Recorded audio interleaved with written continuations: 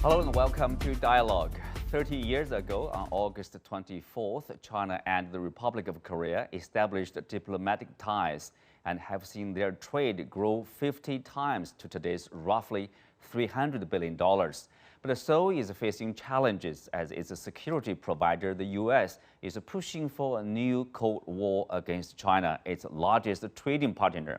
To review the 30 years of China-South Korea ties and also to look at the horizon ahead, I'm glad to be joined today by Rong Ying, Vice President of the China Institute of International Studies, Charles Liu, founder of Hao Capital and Senior Fellow at the Taihe Institute, and Keechang Kim, Professor of Law at Korean University. Later in our show, we'll also look at the latest released report on China's investment in Africa. These are our topics. I'm Xu Qinduo.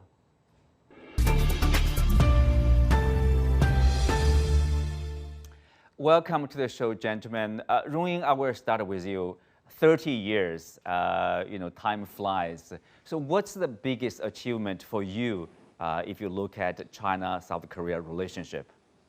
Well, of course, this today marks the 30th anniversary of the establishment of diplomatic relations between China and ROK. And 3 decades have passed. I think the relationship has been moving and developing from steady and stronger and more mature. And of course, in the course of that 30 years, there are some problems, differences, and difficulties. But all in all, I think if we look at the beginning of the establishment of diplomatic relations and over the process of development, particularly in terms of the relationship itself, from a cooperative relationship, comprehensive cooperative partnership, now China and ROK are strategic partnership. And as you said, that if you look at the practical cooperation, trade, investment, I think, again, it's been amazing. It's been incredibly developed. And if we look beyond the bilateral sort of relationship, one would also find that the relationship is becoming so important in the region and beyond. So as I think the two countries celebrating their 30th anniversary, certainly there are a lot of things need to look at, and I think we are very much hopeful. I think the next 30 years and more, the relationship would continue to develop from stronger and more mature, even though there are differences, even though there may be challenges ahead. Mm-hmm. Professor Kim, how does South Korea see its relationship with China? I think it's obviously very important partner for South Korean government. 30 years ago, South Korea had no kind of exchange with China, but now China is really very important trade partner, and any serious damage to the relationship between two countries would surely be very fatal to, near fatal to South Korean economy, most of them.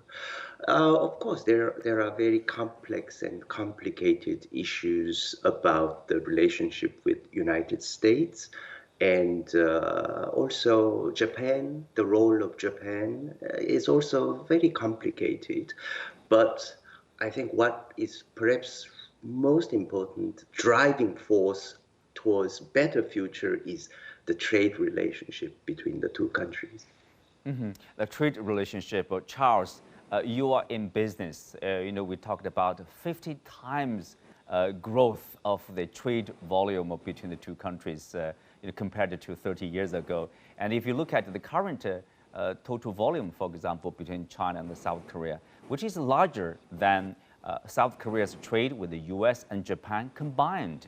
So that means a lot in terms of probably contributing to this stability, peace, and the further strengthening of these bilateral ties.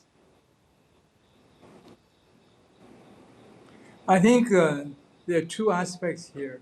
One is the last 3 decades of relationship was principally a period of people using the best resources they have to focus on development and focus on creation of wealth and combining and collaborating with each other to create a better life for their peoples.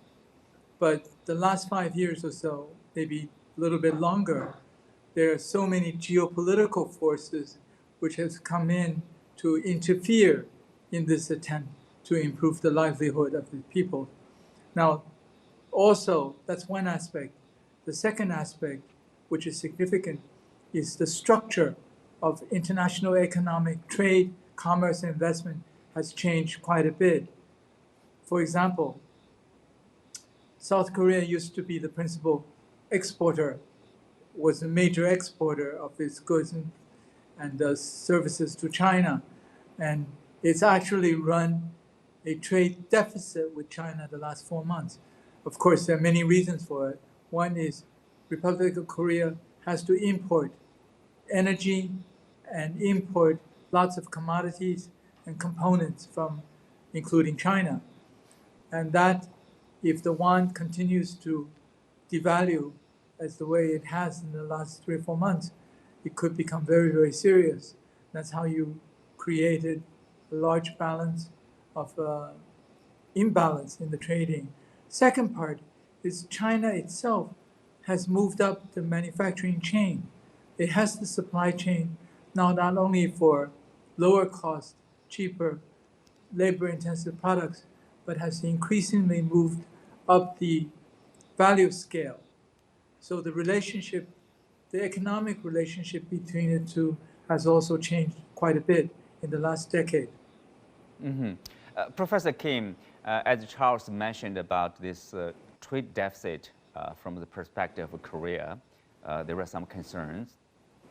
So what is the way forward? Like, what's the, people's idea? Oh, we have a deficit with China now. What do we need to do? How big a problem for South Korea? Yes.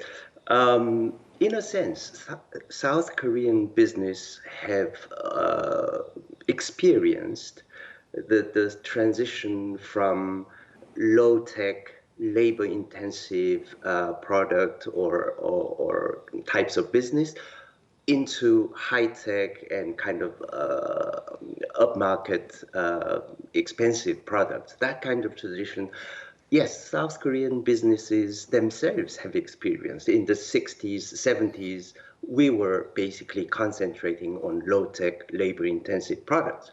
But then now in the 2020s, mobile phones or these communications or high-tech stuff or computers, that kind of semiconductor, that sort of business transition we have experienced. But I noticed that China is also doing it, but at a much faster speed and much faster rate. And it is important for South Korean businesses to adapt to it and then plan for that transition. So we can no longer consider China as the supplier of certain range of value chain. We are in many areas, it's directly competing areas. So how Korean business entities or entrepreneurs can cope with this rapidly changing environment, it's entirely up to them.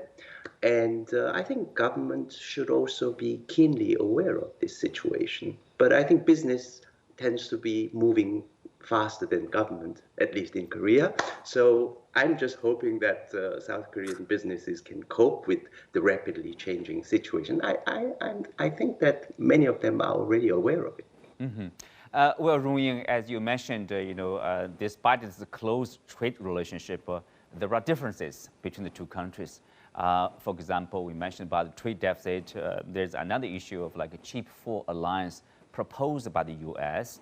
And also the U.S., geopolitically, they are competing with China, or you can say contain China, and they want to drag Korea to their side, basically to choose side or to side with the U.S. against China. That's some pressure on the Korean side. But from Chinese perspective, how big a problem is that, for example, cheap four semiconductor alliance here?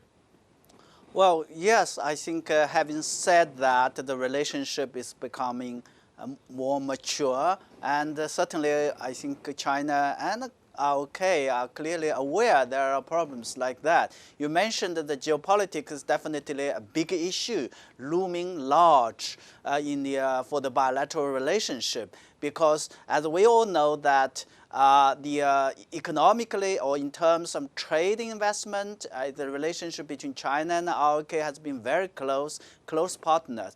If the trend of changes in this area developed into the extent that the practical cooperation need to be adapted, for business communities, then it would be a complicating factor. And in the meantime, we are certainly facing increasing the pressure from the geopolitics from the United States, which is the strategic security ally of South Korea, of ROK. So the question for ROK, for South Korea, is how to manage that relationship. I think the Chinese, as a Chinese scholar, I would say that the most important thing is South Korea should act independently based on its own interest. In the meantime, they also would have to work together to ensure, to serve as a kind of bridge or help in a way that to manage that competition. And in the meantime, do not join United States attempt or agenda to contain or suppress China. I think the Chinese, it's fair for the Chinese to say that the United States is a close ally for security of ROK, but China is a close strategic partner, at least in economic areas, for ROK. So it would be for ROK to manage that balance. And also an important neighbor, of course, for South Korea too. Of course. Professor Kim, how big a pressure is the South Korea, facing? For example, is there a geopolitical pressure from the U.S.? Please side with us against China in our agenda. I think there are two levels. One is psychological perception, and then the other is the economic reality. Now, a lot of Koreans still have this psychological issue of we, South Korea, being a small country caught between two giants or three giants, or if you come to Japan, four giants, So there is certainly that mentality. We are so small and we are just caught in between. We can't do anything about it. We just are at the mercy of the dictates of these giants. That's one level. Another level is the reality, economic reality. South Korean economy is like, the top 11 or 11th or that kind of level. Large economy. We are very important in terms of economic power. And the problem is that many policymakers just cannot bridge that huge discrepancy, and they still operate under that mentality of South Korea being helpless or powerless, or we are caught in between. We can't do anything of our own accord. And I think that mold needs to be broken, and people need to get out of that and then start thinking independently and thinking what is best for South Korea rather than what is best for the US or what is best for China, what is best for Japan.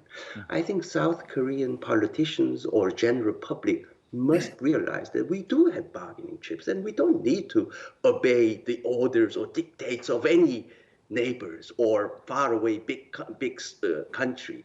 So it is an important transition period.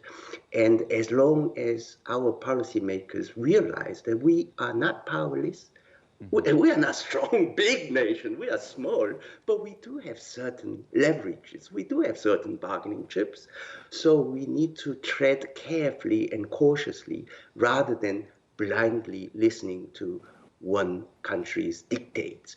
And during President Park Geun-hye's reign, there was some unfortunate incident where the then government just listened to U.S. demand to install THAAD missile defense or missile whatever system without much thinking. And that's the kind of mentality, oh, we have to listen to whatever, big boss orders us. We need to get out of that, I think. To have more independence. South Korea definitely is an economic power to reckon with. Professor Kim, quickly, there's of course we have other challenges too, like in particular for young people, either in South Korea or China, because of social media. Sometimes narrow-minded nationalist sentiment could somehow give us a perception like, oh, we are quite hostile to each other. What can we do to narrow the gap and bring the young people together? Yes. I also noticed that this kind of hatred or racism or that sort of animosity between nations are becoming more and more kind of acute in this connected era. I don't know whether we can pinpoint this problem to social media or the other traditional media, whether it's where it comes from, or whether it comes from people, or whether it comes from the media, or whether it comes from technology. It's difficult. But what I think is important is that the political leaders, the government, needs to take this issue seriously. At least in Korea, the current government, in my view, is not doing anything, just keep quiet about it. Meanwhile, on the social media or on internet, the things are doesn't seem to be improving. So the government, any responsible government, not only South Korean government, but the Chinese government perhaps should also take this seriously, and then to invite and encourage dialogue and try to overcome racism or mutual hatred, because in a lot of situations or in a lot of cases, these bad feelings or ill feelings do not have much substance.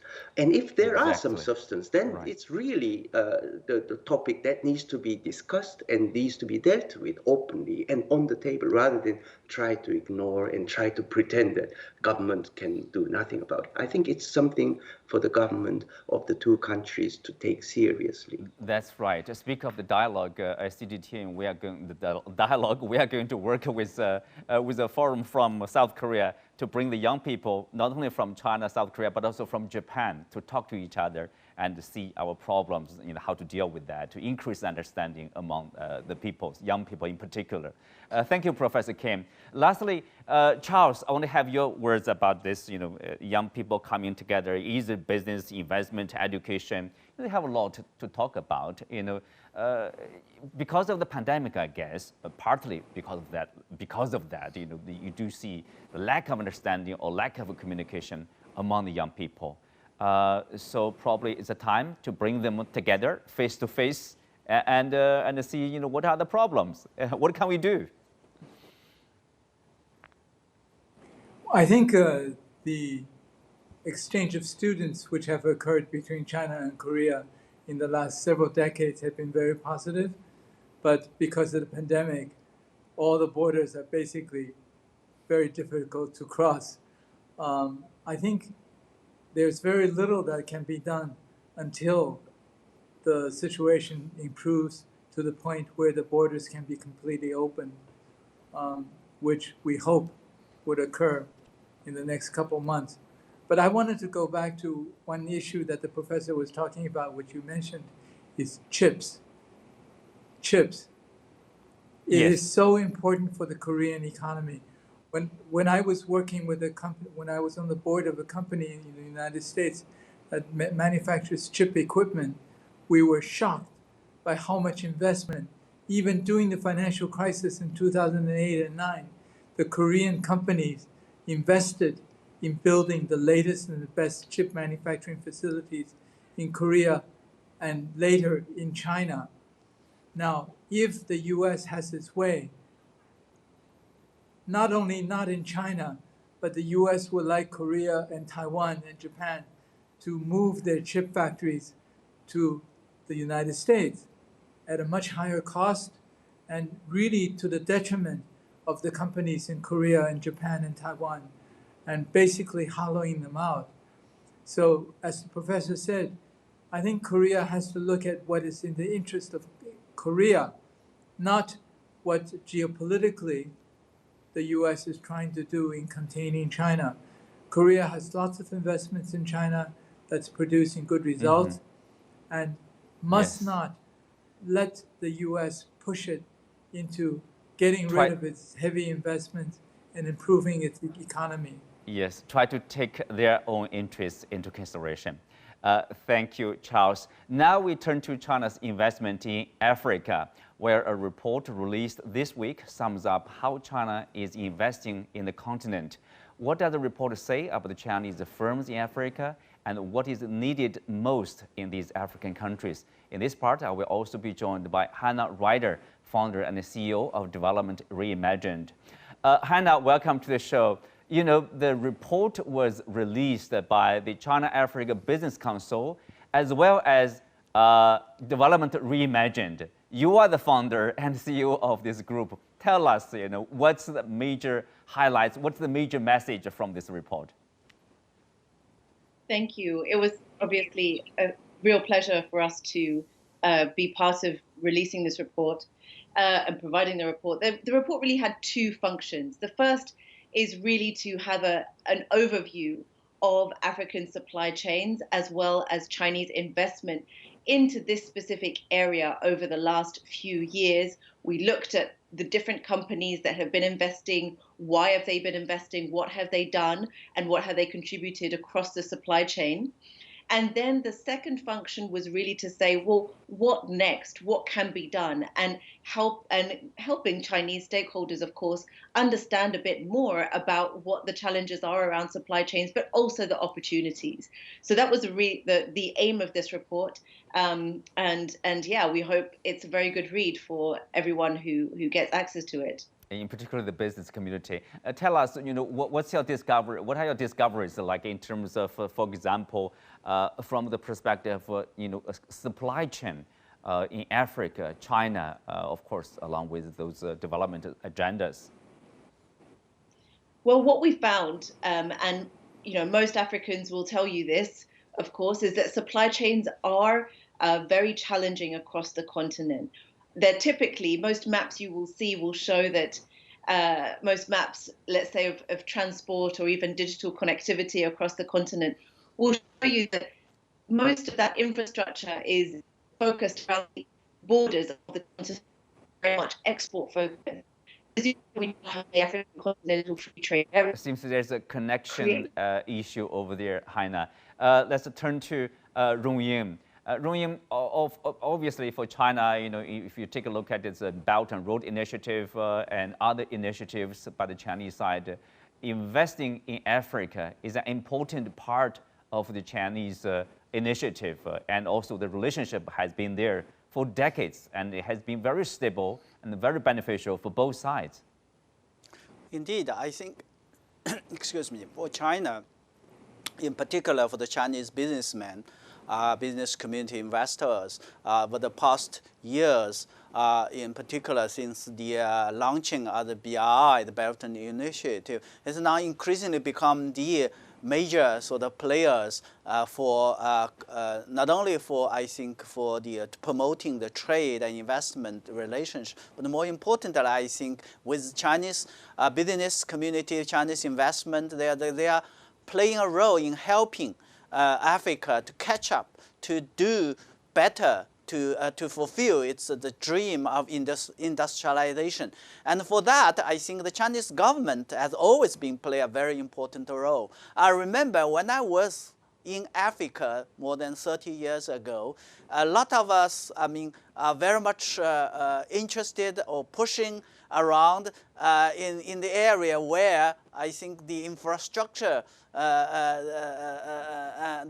things could happen. But unfortunately, I think at that time, China was not able to do that. And more importantly, I think there are not many Chinese investors, businessmen interested in or have the capability to do that. Now, 30 years later, I think that with the BRI and with these initiatives, particularly for after the launching of FOCAC, the Forum for China-Africa Cooperation, a lot of things have been done. Roads have been built, railways have been built, port has been renovated. Now it comes to the time to see how these infrastructure will be utilized so that Africa will become more integrated and Africa will be more connected to the outside world. That's why I think the report is very important. It gives a very good picture and makes an argument that if Africa would want to do more, do better in terms of industrialization, this is the area and China and the business community should look at. Well, Hannah, welcome back here. What's the next step in terms of, for the Chinese investors, what they need to be aware of, the challenges, potential challenges, or for the African countries, what kind of conditions you want to create to attract more investment, probably you would prefer in the areas? Yes, well, the report has a great number of suggestions for what next. We have a number of recommendations for both the Chinese side and the African side. This is a report, as you mentioned, that's co-authored by an African-led organization and a Chinese-led organization. So we have suggestions for both sides. For example, on the African side, we're suggesting not just opening foreign investment, opening business to foreign investment, but actually focusing more, giving, for example, preferential treatment to companies that would like to invest to add value, for example, or to use longer supply chains across the continent. So target these kinds of investments that Africans really want, that will be different from the past and will actually disrupt the existing patterns of supply chains, which are not strong enough but still can be improved. So that's one of the key points that we're trying to emphasize, that African governments can do more, and of course the Chinese stakeholders themselves can do more. They should look at these investments, think about it into the long term. The person who was speaking earlier on, they mentioned the same point. This is not just good for Africa, not just good for China. It's good for the world if we can keep costs down of different goods through industrialization in African countries. Well, Charles, obviously, I think Hannah made a good point. That is, for example, this hard infrastructure, road, port, and railways. I mean, when it is built, of course, it can be used by the Chinese investors, business people, African business people, all business people from other countries. It's a common good for everybody. Public goods. Absolutely, but this is more for the public side. In other words, it's government to government in terms of infrastructure, because it involves approvals at many different levels of government, and it has to conform to the government's priorities and plans. But there's been a lot of private companies from China investing in Africa as well. I remember seeing in Ghana a Chinese entrepreneur opening a factory to make plates and bowls, and then a Chinese company selling cell phones. And one of the things which has helped Africa develop very rapidly is the $50 cell phone smartphones from Shenzhen, which allowed them to have communication, education, and even banking. This has been a very important contributor to Africa's development in the last decade. So I think on the private side, there's a lot that can be done as well. Huge potential. Well, on that note, we concluded today's discussion. Many thanks to our guests. You can also find us on the CGTN app or on YouTube. I'm Xu Qinduo. Thanks for being with us. See you next time.